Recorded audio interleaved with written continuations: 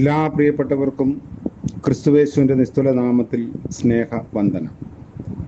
ഇന്നത്തെ നമ്മുടെ ധ്യാനത്തിനായി 45 സങ്കീർത്തനം വാക്യങ്ങൾ 1 മുതൽ 4 വരെ. സങ്കീർത്തനം 45 1 മുതൽ 4 വരെ. എൻ്റെ ഹൃദയം ശുഭവചനത്താൽ കവിയുന്നു, എൻ്റെ കൃതി രാജാവിന് വേണ്ടിയുള്ളത് എന്ന് ഞാൻ പറയുന്നു. എൻ്റെ നാവ് സമർത്ഥനായ ലേഖകൻ്റെ എഴുത്തുകോലാകുന്നു. നീ മനുഷ്യപുത്രന്മാരിൽ അതിസുന്ദരൻ, ലാവണ്യം നിന്റെ അധരങ്ങളിൽ മേൽ പകർന്നിരിക്കുന്നു. അതുകൊണ്ട് ദൈവം നിന്നെ എന്നേക്കും അനുഗ്രഹിച്ചിരിക്കുന്നു.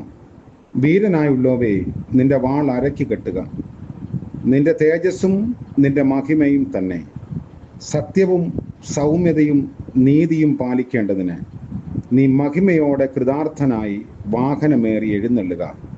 നിന്റെ വലങ്കൈ ഭയങ്കര കാര്യങ്ങളെ നിനക്ക് ഉപദേശിച്ച് തരുമാറാകട്ടെ. കർത്താവിൻ്റെ പരിശുദ്ധ നാമം വാഴ്ത്തപ്പെടട്ടെ. മനോഹരമായ ഈ സങ്കീർത്തനത്തിലെ ആദ്യത്തെ 4 വാക്യങ്ങൾ നിരവധി ആഴമേറിയ ചിന്തകളിലേക്ക് നമ്മെ ക്ഷണിക്കുന്നുണ്ട്. ഇത് എഴുതിയത് കോരഹ് പുത്രന്മാരാണ്.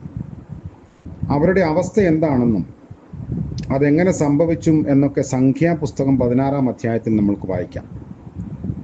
കോരഹിൻ്റെ നേതൃത്വത്തിൽ ഒരു വലിയ മത്സരം മോശയ്ക്ക് വിരോധമായി നടന്നു. ദാഥാൻ, അബീരാം എന്നിവരും ആ കൂട്ടത്തിൽ കൂടി. ദൈവം ഒരു അപൂർവ കാര്യം ചെയ്ത് ആ മത്സരം അമർത്തി.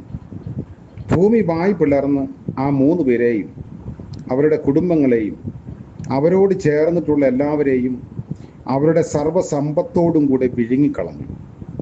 എന്നാൽ കോരഹിൻ്റെ പുത്രന്മാർ മാത്രം ആ കൂട്ടത്തിൽ ചേരാതെ മാറിക്കളഞ്ഞു. സംഖ്യാപുസ്തകം 26:11 പറയുന്നത് അവർ ഒരു അടയാളമായി തീർന്നു എന്നാണ്.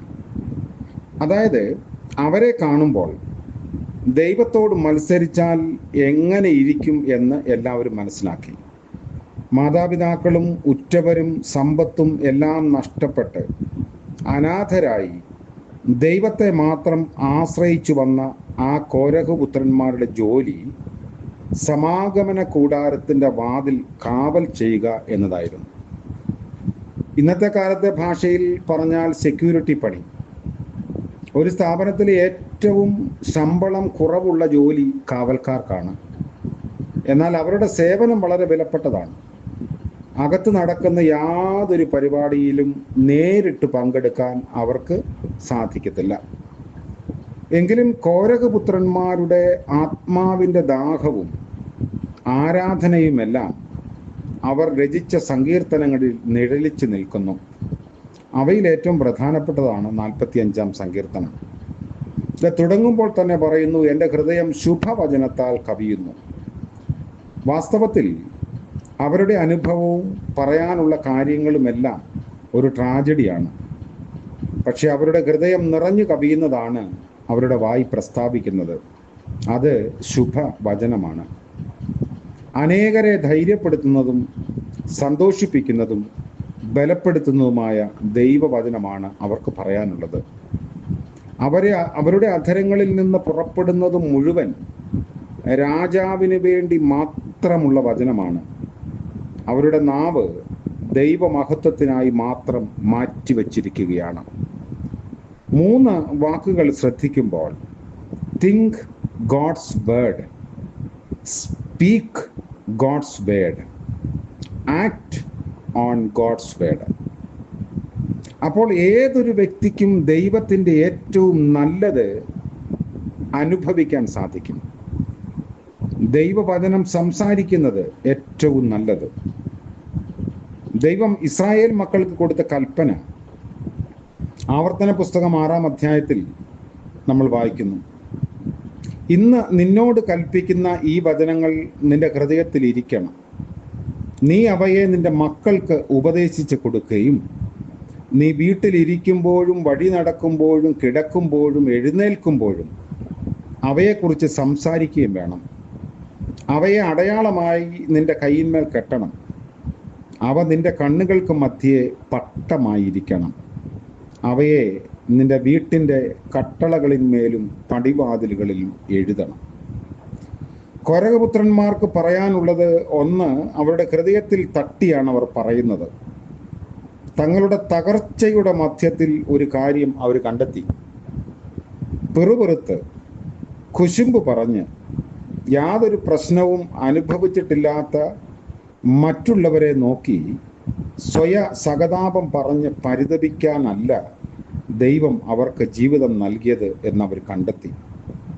പിന്നെയോ ഹൃദയം നിറഞ്ഞ നന്ദിയോടെ, ആമോദത്തോടെ, ആനന്ദത്തോടെ ദൈവത്തെ സ്തുതിക്കാനാണ് ദൈവം ആയുസ്സ് തന്നത്. ഈ കണ്ടെത്തൽ അവരെ പുതിയ വ്യക്തിത്വമുള്ളവരാക്കി തീർത്തു.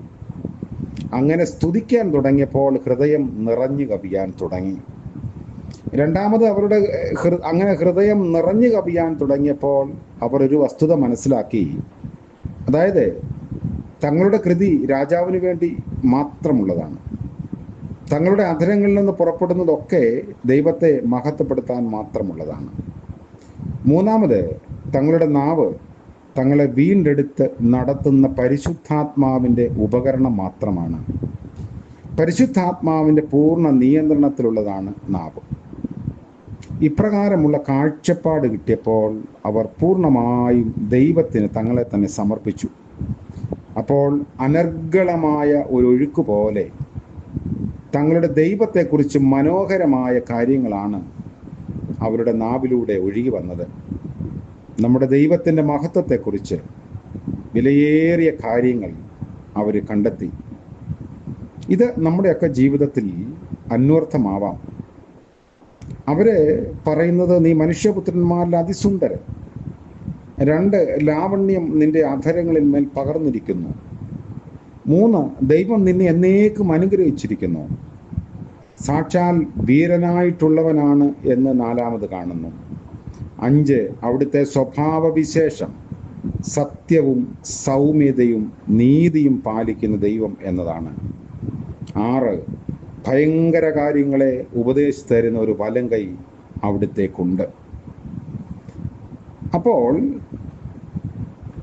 ഈ ഭാഗം നമ്മളെ ഓർമ്മിപ്പിക്കുന്നു, ദൈവം താങ്ങിയെങ്കിൽ മാത്രമേ നമുക്ക് വലിയവരാകാൻ കഴിയുള്ളൂ. സ്വയം വലിയവരാകാൻ എല്ലാവരും മത്സരിക്കുന്ന കാലഘട്ടത്തിൽ എളിയവരെ വലിയവരാക്കാൻ മഹത്വമുള്ള ഭുജം ജാഗരിക്കുന്നു. അവിടുന്ന് നമ്മെ ഉറക്കത്തിൽ താങ്ങുന്ന ദൈവമാണ്.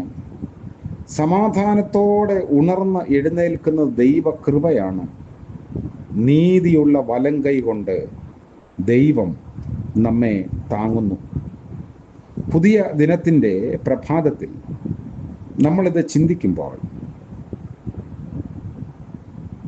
ദൈവം നമ്മോട് പറയുന്നു, യെശയ്യാവിനോട് പറഞ്ഞതുപോലെ, നീ എൻ്റെ ദാസൻ, ഞാൻ നിന്നെ തിരഞ്ഞെടുത്തിരിക്കുന്നു. അതുകൊണ്ട് നമ്മൾ ദൈവത്തെ തിരഞ്ഞെടുത്തു എന്നല്ല, കർത്താവ് പറഞ്ഞു, ഞാൻ നിങ്ങളെ തിരഞ്ഞെടുത്തു. വളരെ പരിതാപകരമായ അവസ്ഥകളിൽ നിന്നും ആശങ്കകളിൽ നിന്നും നമുക്ക് വിടുതൽ നൽകി നമ്മെ സ്ഥായിയായ ഒരു സ്ഥാനത്ത് ഉറപ്പിച്ച് നിർത്തിയ ദൈവം വലിയവനാണ്. ഇത് പ്രസ്താവിക്കാൻ നമ്മുടെ നാവുകളെ നമുക്ക് ഉപയോഗിക്കാം. കർത്താവ് നമ്മളെ അനുഗ്രഹിക്കട്ടെ. പ്രാർത്ഥിക്കാം. കാരുണ്യവാനായ വാഴ്ത്തപ്പെട്ട ഞങ്ങളുടെ കർത്താവെ, മനോഹരമായ പുതിയ പ്രഭാതത്തിനായി സ്തോത്രം. അവിടുന്ന് ഞങ്ങളെ എഴുന്നേൽപ്പിച്ച് നിർത്തിയ ദൈവമാണ്. ഞങ്ങളുടെ കാലുകളെ സ്ഥിരപ്പെടുത്തിയ കർത്താവാണ്. ഞങ്ങളുടെ നാവുകളിൽ മേൽ പുതിയ ഗീതം തന്ന ദൈവമാണ്. നന്ദിയോടെ സ്തോത്രം ചെയ്യുന്നു. ഇന്നത്തെ പകൽക്കാലം ആ സ്തുതിയുടെ അനുഭവത്തിൽ ജീവിപ്പാൻ ഞങ്ങളെ സഹായിക്കണമേ. നന്ദി നിറഞ്ഞ ഹൃദയത്തിൽ നിന്ന് ശുഭവചനങ്ങൾ വരുവാൻ ഞങ്ങളെ സഹായിക്കണമേ. ഇന്ന് ജന്മദിനം ആഘോഷിക്കുന്നവരെയും വിവാഹവാർഷികം ആഘോഷിക്കുന്നവരെയും ഓർത്ത് പ്രാർത്ഥിക്കുന്നു. കർത്താവിൻ്റെ കരുണയിലും കൃപയിലും ആശ്രയിച്ച് പുതിയ വർഷം അനുഗ്രഹീതരാകുവാൻ എല്ലാവരെയും സഹായിക്കണമേ. യേശു മശിഹ മൂലം പ്രാർത്ഥിക്കുന്നു. കൃപയോടെ കേൾക്കുമാറാകണമേ. ആമേൻ. ത്രിയേക ദൈവത്തിൻ്റെ കൃപയും ആലോചനയും നാം ഏവരോടും കൂടെ എന്നും എന്നേക്കും ഉണ്ടായിരിക്കുമാറാകട്ടെ. ആമേൻ.